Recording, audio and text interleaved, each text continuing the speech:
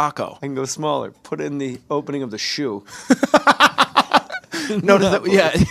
Why don't you take a rook from my Why don't you chessboard? put it in the little area that you would sit in if you could fit into the car from Monopoly? Why don't you wedge it between the dog's legs? Why don't you take the top of my rook on my chessboard and just kind of just glaze the top of that? This guy was so small. He used the rook as a castle. Yeah, he's a small guy, I tell you. Have you ever heard the Rodney Dangerfield that you can get on Spotify from like 1966? No. Still funny. It is. It always makes me laugh. Oh my God, it's so funny. I heard him on XM radio, and he was asking the audience for questions, and like, boom, boom, boom. And there couldn't be any plants. There was too many. Rodney, can you still get it up? I don't know. Ask your wife. Hey. A lot of people went out and bought Hello Dummy just because of our conversation. Oh, really? Oh, yeah. And they can't figure. Has anybody been able to figure it out? I don't think anybody wants to. I think it's a perfect Hawaiian. puzzle. Yeah. Just leave it alone. Yeah. Just they don't care about figuring it out. Like the fact that he has a live album and decides to do crowd work and it's only 38 minutes long. Like you buy an album. We touched on this last time, but we'll do it again because it's been a year, Mr. Gull. Monty Gullman, at Gary Gullman on Twitter.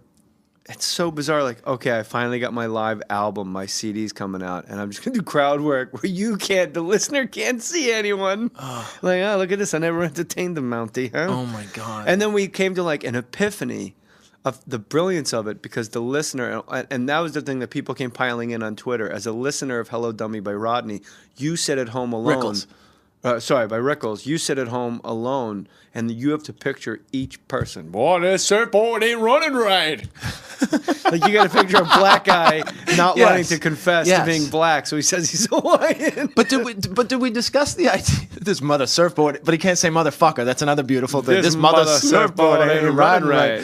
Obviously, he never met any black person, but the question is... Neither did any writer of any sitcom ever. Right. Look, Turkey.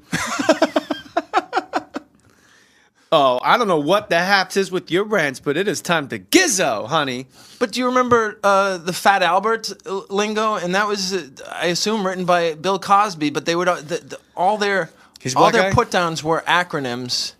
You are NCAA. What does that mean? No class at all. You're like a school on vacation. Yes. No class. A lot of stuff having to do with class. Yeah, the class was a very important thing. And something that no longer exists anymore. When was the last time you referred to one of your friends or a guy that you met? Say Brian Koppelman. He's a really classy guy. He's a class act. You can't teach class. I say it in the affirmative routinely. I don't know if I've ever said it in the negative. I use it sarcastically all the time. Ugh, classy. I always go, he's just a class act. Could Fred Blassie have ruined it? No, I don't think Freddie Blassie. We got a lot of wrestling podcasts. We had Rob Van Dam. We got Mick Foley. I'm behind, so I didn't get RVD, but yeah, Mick Foley's awesome. Mick Foley was great. So that's how you're going to fix the economy. How? By scooping out guacamole with top hats from Monopoly boards? No, I just monocles. I got some. Serve it to me on a monocle, like caviar on a cracker. The monocle's what set you back, you know. The guacamole, you know. And it's like, but you got to find a guy with a monocle. And there's only like one Bud Friedman guy. Sorry. I think it's the perspective. I haven't made any more money recently, but I realize that there are certain things that you have to be poor to appreciate. Like, I found a 20 in a jacket as I was switching from summer to fall weather. I brought out my fall jacket from the box. Natch. And I found a 20. I'm sorry. I thought somebody just accidentally clicked on Gossip Girl. Just two straight guys talking about switching out their jackets from summer to fall. But wait, by the way, Todd Glass and I have decided that he says, hey, in 10 years, if we're not married, do you want to get married?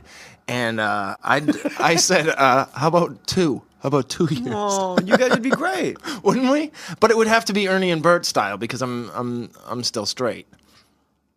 So what? Yeah, right. That would be fine. Yeah. You watch, I don't want to get into sexual stuff because I want this to be clean. Yeah, but I found a 20. You're like a super clean comic, which is so great. And for those of you listening, if you want a comic you can listen to like with your kids in the room anything Gary Goldman is completely safe. He's like Brian Regan clean. He's great. I Gary's don't know that I'm Brian Regan clean, but just go with it. all right. All right. At the end of the day, comparatively. And if there's corporation people out there that want a guy that can do corporate gigs, Goldman's your man. If you need a corporate gig, I'm always available too. I mean, I don't want to disparage Gary Gullman, but I do a lot of corporate gigs too. Was that Mike Tyson? No, that was Leno. No? Oh, yeah. A little. Now that you said it. Yeah, in context, Tyson doesn't do a lot of corporate gigs. I did something for Tupperware recently. Sitting in that. Now it's perfect. All right. I had to nudge you over. Yeah. You were way out of the nest, and I'm like, all right. I'll wake up and get room service breakfast like a boss. Like I'm like, yeah, cheddar cheese omelet. Give me some toast, coffee. Would you like some juice, Mr. Mohr? You know what? I would like some juice. And now I'm like, you know what? I'm going to walk down to the bodega and get some granola and yogurt. Because that's like $8 compared to like a $30 room service breakfast. So I do that too. Where I used to not care. Like when you have a sitcom, you just literally light cigars with money. Oh, my God. Where I prefer to I smoke money and I light it with a cigar. I like that. I just roll up a 20 and put it in my mouth like a joint. And then I just take a big Cuban cigar. Yeah. And I just light the cigar and then I just smoke money. So wait, I found the 20, which is it's a lot to me, a 20. Yeah. But if I was a billionaire like Gates, a 20 is nothing. Right? Right. Do you know what he has to I figured this out. Do you know what he has to find in an old coat to feel like I did with a $20 bill? I don't. And let's also acknowledge the idea that if Bill Gates has an old coat, it's because he's ironic. Right. Or it's the coat that Abe Lincoln was shot in. And he was cold theater. But he wears it as a bathrobe. Yeah. He wears it as a well, yeah, because that is the hole for the sash. Right. No. Oh, no underwear. I'm thinking of Governor Connolly. No underwear. Sorry. There's no hole in the coat. He gets shot. It's only 100 years old. Sorry. There's no hole in Abe Lincoln's coat. I'm sorry, except the buttonholes. There you go. Woo! Any fun? Men at work. Hot soup coming through. Let these guys deal their cards. So he Abe Lincoln's coat on Bill Gates is awesome. And he's careless with it, I would think. Oatmeal, little dried egg yolk. Which, do you know how hard it is to get dried egg yolk out of Civil War era worsted wool? No, I don't. And he doesn't wear underwear with it, maybe. Just wears the coat. Wears the coat. Like he's in like About Last Night with Rob Lowe and like weird like in 80s romantic movies. It's always like shirt, no pants. There's no worse look for a man. His polished billionaire balls just swinging willy-nilly. Oh my God! You think he had polished? He's dead, isn't he? Bill Gates? Yeah. No. Oh, Steve Jobs. I was thinking of. Jobs is a lot of people confuse. Yeah. He's the living Steve Jobs. Bill Gates looks like an up and running Stephen Hawking. Yes. Yes. Yes. And he has the Sorry. No, it's true. I just enjoyed my work. I put cones down and I just started shoveling next to you. It's true. So I figured out what he has to find in an old coat. All right, so you find $20 in an old coat, and that makes your day. Made my weekend. My plans changed. Days. Your plans changed? My plans changed. Okay. That's quite a find. Yeah, because 2 slices. No, I brought Natterman and paid for him. Oh. Baller. Straight baller. Straight Dan baller. Natterman with my Andy Pettit lips. Yeah. What's going on here? I have lips like Andy Pettit, except they're more glistening. Pillows. What's going on here? So Gary Gullman's trading. Very nice, very nice. Listen, I'm not going to argue with it. It's, I remember when... I'm shaking off Jorge Posada in Game 5. I remember the first day of Last Comic, you telling us that we'd be sued for $5 million if we mentioned anything about the show, and Dan Hanneman says, good luck collecting that. It was very ballsy. So yeah, my plans changed. So Bill Gates has to find what? Like I can't even. All right, so you do a ratio. Huh. Do you remember ratios? X Yeah, is to yeah. All right, well, you don't like algebra. I remember this. Yeah, but I remember them. ABBA. All right. Anyway, gang. So $20 is to my net worth. But if you use... See, I always go by the gross. That's my problem. I'm like, that's what I got paid at the club. That's what I'm going by. Yeah, but after manager fees and tax, I don't care. That's what they paid me. I make a good living. That's my quote. Yes, I don't count travel. Never. Before travel, I'm the before worst. I pay the opener, No. everything. It's all gross. But the issue with dividing by my net worth is that if I remember correctly, you're not allowed to divide by zero. I think you get I think the devil pops out of your calculator if you divide by zero. Or just spells out boobs. How many words could you make with your calculator? I could make shell. I could make boobless. Shell? That was it. Boobless? Boobless, yeah. Wow. Boobless was a great one. I'm guessing 7-3. I'm like, I immediately pick up my phone like, I got to do it too. Because we're children. 3 guys at a table frantically grabbing their phones. That's hysterical. I got to put it down. No, we all have them in our phones. That's what we all started laughing once we figured out you could write boobless. Boobless. Boobs was enough. And then when I discovered boobless. Yeah, but what? And I remember there was like a joke associated with it. So you can't divide by zero. So if you use the median net worth for men of 40 in this country, which is 100,000. Doesn't that sound high? That does sound very high. Net worth. Well, you got to keep in mind That most one people, Bill Gates obliterates 100 million. You would have to win a $100 million Mega Millions jackpot every week for 600 consecutive weeks. 600 To what? But to be worth $59 billion. That's what Bill Gates is worth. All right, so break this down again. A $100 million Mega Millions jackpot every week. So Monday, you get your $100 million check. Yeah, for 600 consecutive weeks. But that type of streak, just historically, very rare. It makes DiMaggio look like a pussy, right? Yeah. Maggio oddly hit it 3 times. Between hitting Marilyn Monroe's vagina and face. But did you ever hear the Well, I meant with his fists.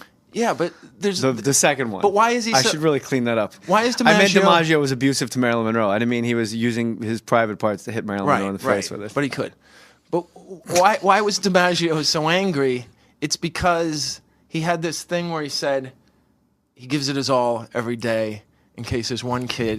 Do you know this one? Yeah, he dove for Only a got ball. to see him once Yeah. in his life. Wait, all right, you want to know what happened? The circumstances of that quote?